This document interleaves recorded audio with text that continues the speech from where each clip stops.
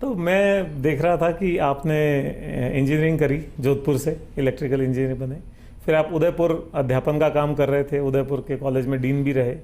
तो आपको कैसे ये हुआ, ये परिवर्तन कैसे आया? उदयपुर के शिक्षक की भूमिका छोड़ करके आप अजमेर आ गए।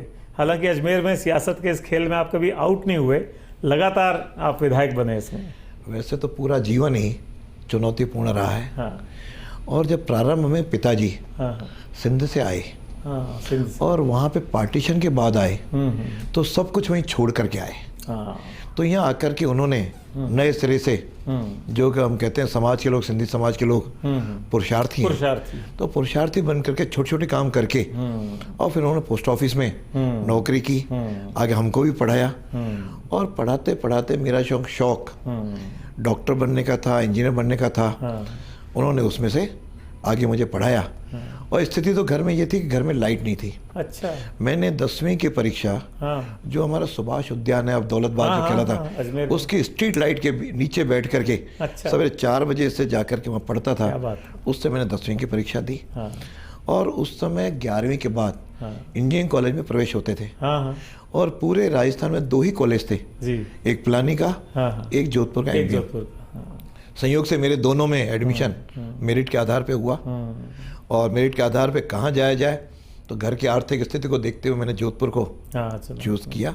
और पिताजी ने कहा था, बेटा तेरे को ट्यूशन करके अपनी पढ़ाई और खर्चा निकालना होगा, खुद ही निकालना होगा। उसमें सिर्फ जो भी कुछ उनका सहयोग, उनका आशीर्वाद और मेरे प्रयास, उससे इंजीनियरिंग किया। इंजीनियरिंग करने के बाद जचा के इंजीनियर बनूँ। मैं 6 महीने मैंने इंजीनियरिंग की नौकरी की। अच्छा। लेकिन 6 महीने में बड़े कटु अनुभव आए। नौकरी में कटु अनुभव यह है कि मैं बचपन से, चूँकि मेरा संघ के साथ संस्कार रहे, तो ईमानदारी के साथ काम करने का स्वभाव था। मुझे लगा कि उस विभाग में मैं ईमानदारी के साथ काम नहीं कर सकता हूँ। कई कठिनाई भी आई, उसका इतिहास लंबा होगा, इसलिए उसमें डिटेल में नहीं जा रहा हूँ। तो मैंने तय किया कि मैं शिक्षक बनूंगा। और शिक्षक में आदमी ईमानदारी के साथ काम कर सकता है। मैं ज़्यादा से ज़्यादा प्रिंसिपल आपसे 1 या 2 पीरियड ज़्यादा पढ़वा लेगा, वो पढ़ा देंगे। फिर टीचिंग में आया, और टीचिंग में उसमें लोएस्ट पोस्ट थी, उस पर ज्वाइन किया। और उसके बाद धीरे धीरे फिर वहाँ लेक्चरर, HOD, फिर प्रिंसिपल, ये सारे दायित्व मिले। और वहाँ भी मेरे पॉलिटेक्निक को पूरे उत्तरी भारत में पहले नंबर पर मेरे पॉलिटेक्निक को लाके खड़ा किया। क्या बात। एक ही ब्रांच चलती थी। अच्छा। उसको मल्टीफैक्टरी 5 ब्रांचें बिना सरकार के सहयोग के। अच्छा। वहाँ पे मैंने इसको डेवलप किया। तो एक काम करने का अनुभव भी आया। और उसके कारण से जब टेक्निकल मिनिस्टर बना, तो उसके अनुसार कई चेंजेस किए। अनुभव था आपको। लेकिन मैं संघ के साथ जुड़े रहते हुए मुझे धीरे धीरे फिर विद्यार्थी परिषद में मैंने काम करना शुरू किया। सन 70 में मैंने ABVP के साथ काम करना का जुड़ा हुआ, और लगभग 30 वर्ष एक ही संगठन में करने का मुझे अवसर मिला। लंबा। और वहाँ नगर मंत्री से लेकर के प्रदेश अध्यक्ष तक के दायित्व रहे। 8 वर्ष प्रदेश अध्यक्ष रहा, और 17 वर्ष तक प्रदेश का उपाध्यक्ष रहा।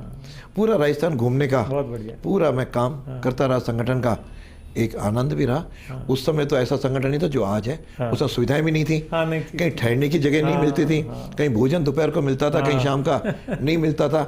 उस स्थिति से संगठन खड़ा किया।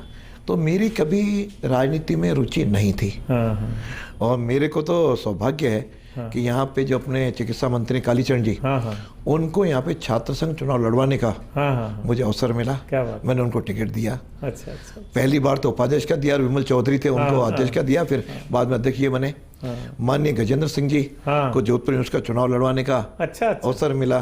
भूपेंद्र यादव हैं, उनको अजमेर के GCA का चुनाव लड़वाने का मिला। हमारे CP जोशी भी, जो अभी वर्तमान में अध्यक्ष थे मेरे से पहले, उनको भी वहाँ पे MP कॉलेज के हमारे यहाँ से चुनाव लड़वाने का सौभाग्य मिला। तो ये एक ऐसा अवसर थे कर, लेकिन मेरी कभी वहाँ पे काम करते कभी पार्षद बनने की भी मन में नहीं आई।